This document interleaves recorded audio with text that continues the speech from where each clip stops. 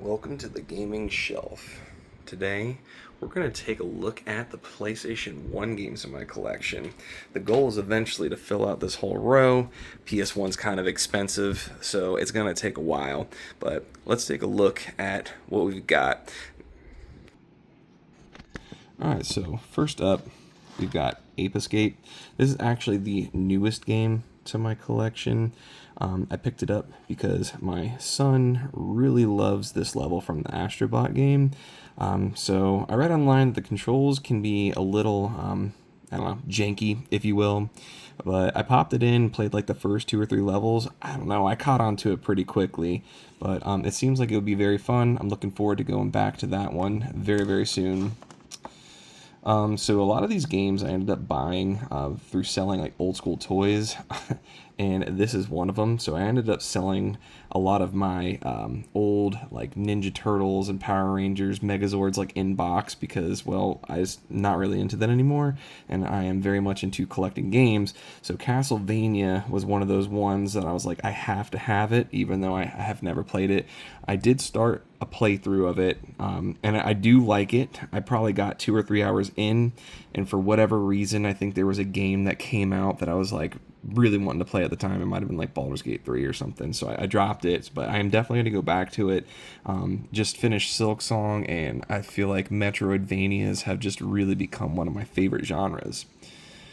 Up next, I have Chrono Cross. I know it's blasphemy, but I haven't played Chrono Cross or Chrono Trigger. I feel like I almost want to play this one first, just because a lot of people say that this game doesn't, hold up the way that Chrono Trigger does. But I know that it still does have a very, hardcore fan base. So I think I'm going to give this one a shot first before I do Trigger. So we'll see. Now, last summer I picked up a CRT TV, and the first game I played on it was Crash Bandicoot 1. This game has no business being as good as it is. I never played this as a kid. I watched, a buddy play it at his house, but I never played it until, last year. And I have to say, for a game that came out in, I don't know, 1996, this game was still super, super fun. I'm definitely looking forward to getting into the other ones, which are going to be the next 2 games in the collection you'll see. We have Crash 2, Cortex Strikes Back. A lot of people say that this is the peak of Crash. So if I had a really good time with the first game, and a lot of people say this one's even better, I'm definitely looking forward to that. I have also heard a lot of people say that Warped is also an extremely, extremely good game. Some of the negative stuff I've seen online is that, like, I guess it gets a little too, I don't know, jumping the shark when it comes to like your companions and the different things you're doing. But I don't know, it looks like a fun game to me, so definitely looking forward to trying it. One of the cheaper games in the collection is Driver. I picked this up, I think, for like $9 on eBay. This game is infamous for having a very difficult tutorial level. I haven't played it, but a lot of people say that once you get through that, this game really opens up. People say that like this is kind of like their early GTA, so I'm looking forward to playing that. Now, we're getting to a section of games that I did play as a kid. I remember in 1997, I picked this game up, and this game right here is when I really fell in love with video games.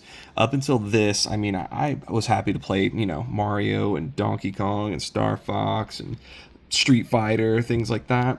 When I played this, the story gripped me and just never let go. Even when I finished it, I immediately booted it up and started another playthrough of it. I've played this game all the way through, gotta be at least 10 times now. Absolute classic. Does it hold up?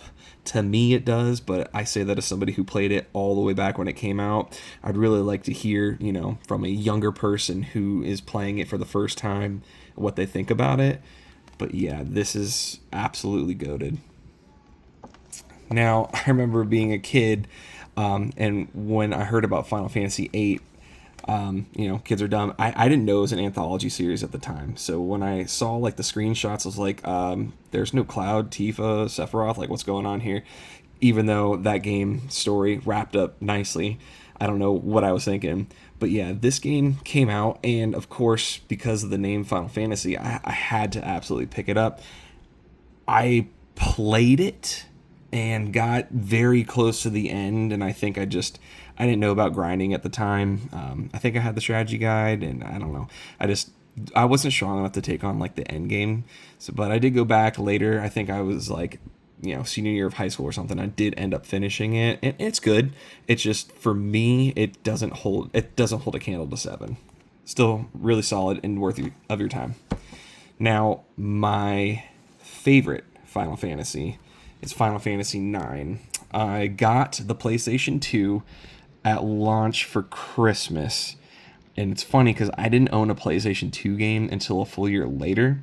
And I spent that full first year just playing Final Fantasy IX.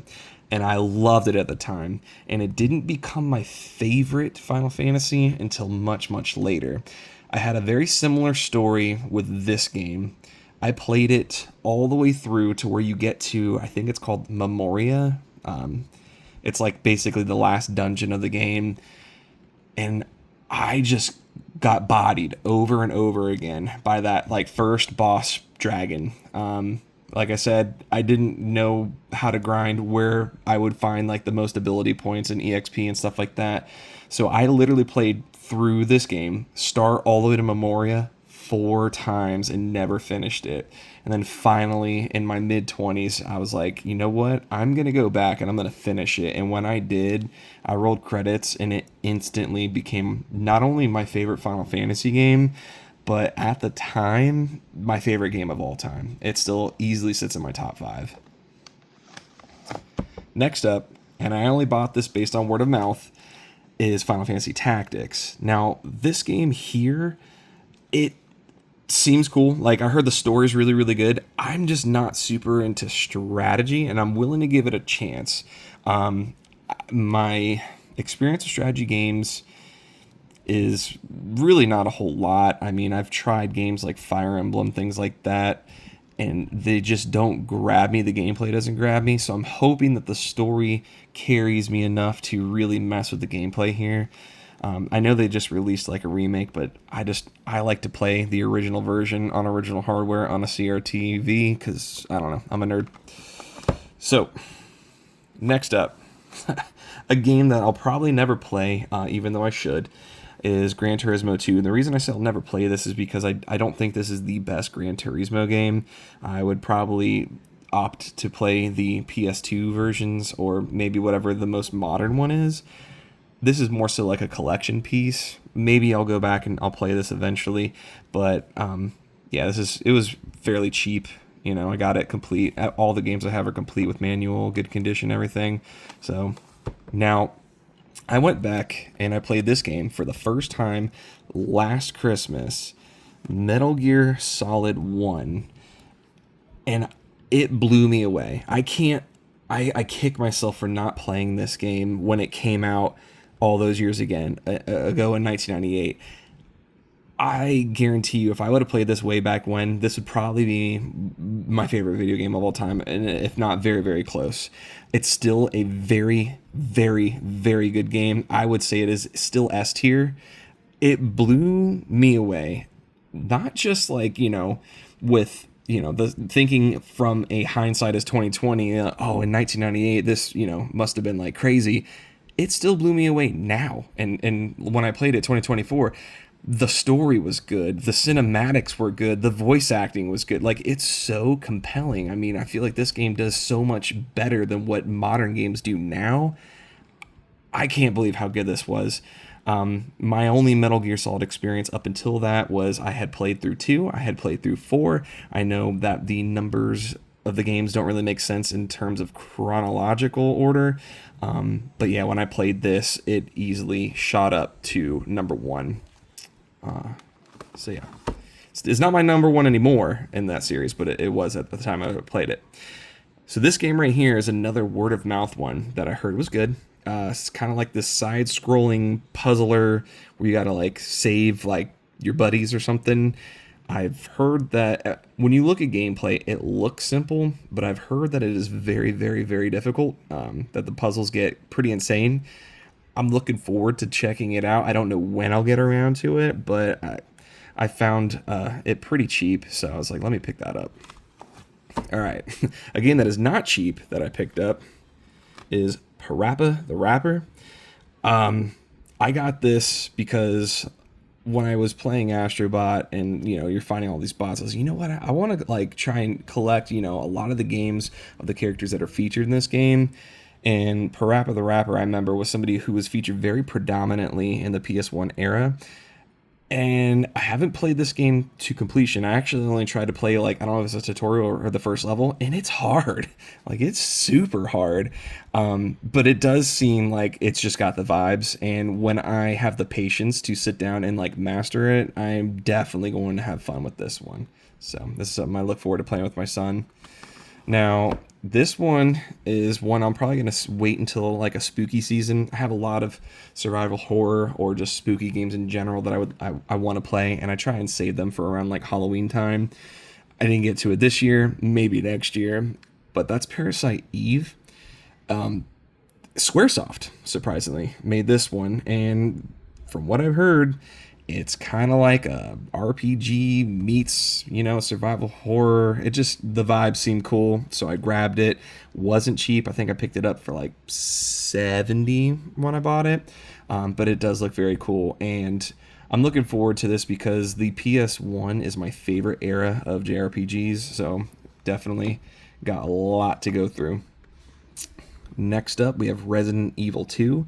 I have not played the original version of this game, but I am definitely going to be playing that next after I finish what I'm currently playing, which is Days Gone on the PS4. I'm still kind of in that spooky season, but I want to go through and play this even though I played the remake. I did the same thing with Silent Hill 2. I played both the original and the remake pretty much back to back. And I think both of those stand shoulder to shoulder, and I have a feeling this is going to be the same as well. I love the, isometric, not isometric, but like where the camera is like fixed. I don't know why, but I feel like that really makes the atmosphere stand out, and also the pre-rendered backgrounds are just absolutely gorgeous. So, B-movie dialogue or not, it looks very cool. I also got Resident Evil 3 Nemesis. I played the remake. I have not played this one either. The only original PS1 Resident Evil game I played was the first one, which I don't have yet because I'm trying to find the, single disc director's cut version, but those are pretty expensive at the moment. I played the remake of this, and it was good. It didn't grab me the way that Resident Evil 2 remake did, but I heard that there's a lot of cut content in that game, so I'm definitely looking forward to going back and playing this, and there's even a vocal minority that says that this is actually the best version, or this is the best one on the PS1, so we'll see. Alright, so like 2 years ago, before I even owned this physically, I played an emulated version on my Vita, and it was incredible, and that is Silent Hill 1, the very original. I loved it so much that I had to get it. And I bought this on eBay, and at the time I paid way more than what this is going for. I think I paid $250 for it. And the reason why I paid so much was somebody was selling their husband's collection, or they were selling it for their husband. He didn't pass away or anything. He just was selling the stuff. It was all adult owned, and I mean, every game they were selling was mint. Like, it looked like it was just taken out of the shrink wrap. So that's the reason I paid a premium for this. Funny enough, this game is currently, as of this video, going for $250 or more. So I don't really mind because, I mean, my copy is absolutely mint. Not a smudge, a scratch, nothing on the disc. The manual is crisp, so I'm very happy to have this one in the collection. So we have another trilogy coming up. We have Spyro the Dragon. This is the most recent PS1 game that I completed. Another one where I knew about it as a kid. I never played it, though. I just recently went back, and my son played this a lot with me. Just finished it last weekend, and this was absolutely just a great time. Honestly, sometimes it's just fun to just turn off your mind, go into this fantasy-type world, and collect some gems, The fights, if you want to call them that, at the end of each world could have been better, and maybe they do that in the second and third game, but just you know, this was a lot of fun. I had a really good time with it, and I'm happy that's in the collection. Which leads me to the next two. I've got Spyro 2, Ripto's Rage, and I also have Spyro 3, Year of the Dragon. And these two games I'm looking forward to. I'm not going to go back and play them like back to back to back. I like to kind of have some diversity in the things that I play. So, I mean, I might play like Spyro 2 like next year and then save this one for the year after just to kind of like space them out. But yeah, I'm looking forward to these. They look like a lot of fun. Now, a game I remember renting as a kid and a series I loved was Street Fighter. Now, I rented this as a kid, and me and my buddy Matt, we would play this, and he was way better at fighting games than me, so he'd do kick my ass, but it's kind of like one of those things. It's like when I go bowling, I suck, but I still have so much fun while I do it. So this is one of those where it's just like, I had to pick it up for the memories, but also I kind of want to get good at it, so we'll see. But my fighting game of choice on the console was definitely Tekken 3. I got this for my birthday the year it came out. I want to say this was like 98. I had the original long box of Tekken 1 and I had Tekken 2. I got rid of those games a long time ago, like I did probably with, most kids. You sell your stuff so that way you can buy the new things. But I had to get Tekken 3 again. This is still one of the best fighters of all time, and it's not nostalgia talking. This game is absolutely peak. Now, the next three I am going to check out, but I heard they don't hold up well, especially the first one, and that is the Tomb Raider series. So I've heard mixed things about this. It was kind of like you had to be there thing. I'm still going to check it out, and I know that they did a remake or remaster of this on the PS2, Tomb Raider Anniversary, so maybe I'll play both of them.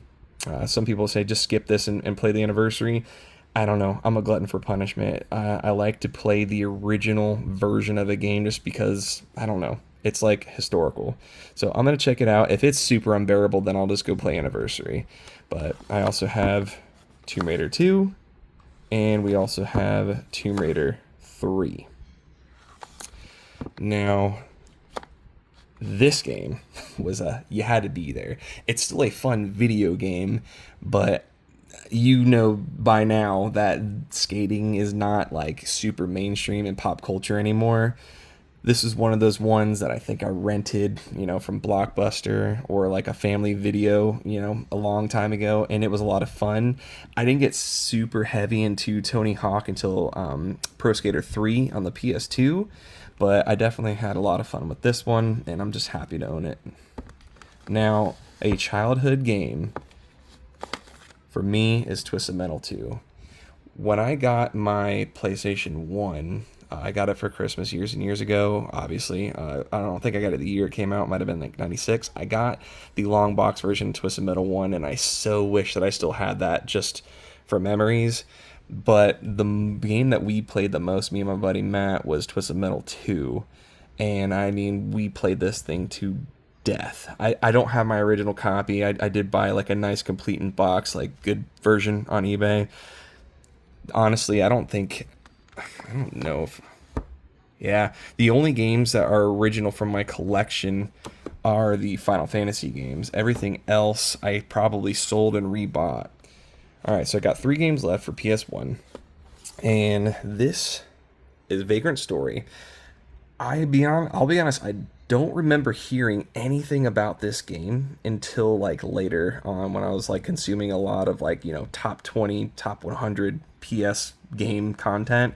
And this was a game that was like on every list, and it was also towards the top. I think the reason I didn't hear about it was because a lot of people were gearing up for the PlayStation 2. This came out in the year 2000, so this was like during the last year of the PlayStation 1. By that time, though, like in all the gaming magazines, we were all just like looking at the PS2 stuff, so we kind of like forgot about this. I'm very much looking forward to picking this up. I actually have a cool story of how I acquired this. I picked up JoJo's Bizarre Adventure Battle Royale on the PS3 on eBay for a very good price at the time. I think I paid like $40 for it. I had no like interest in that game at all. I only grabbed it because I knew it was rare and valuable, and I took it to my local game store and I traded it in, and they're like, "Oh, we'll give you, X amount of dollars. I think they gave me like $100 something credit, and I was able to pick this up and I think a couple of the other games. So very happy with that trade. All right, last two. I'll probably never go back and play this. Maybe I should. And I just remember playing this on a demo disc that came with a magazine years and years and years and years ago. It was fun. I'm just not super into racing. Like, I feel like right now, because I'm full-time, dad, and I work full-time, the amount of time I have for gaming is slim, and I really got to be picky and choosy with what I play. So this is something that, like, maybe I'll play, like, I don't know, 5-10 years from now, but I definitely wanted it in the collection just because it really reminds me of being a kid and just, playing those demo discs to death. All right, last but not least, I got Xenogears. I've heard amazing things about this one. I didn't know about this game as a kid. It's kind of like Vagrant Story. It's been in a lot of those like top 20 something PS1 game videos. It looks very cool. I love the art style. I like that the environments are 3D, but the characters are still sprites. Yes, I've heard that the second disc was like, mostly just like dialogue and like cutscenes and stuff like that because it had like a troubled development. But a lot of people say despite that, it still holds up.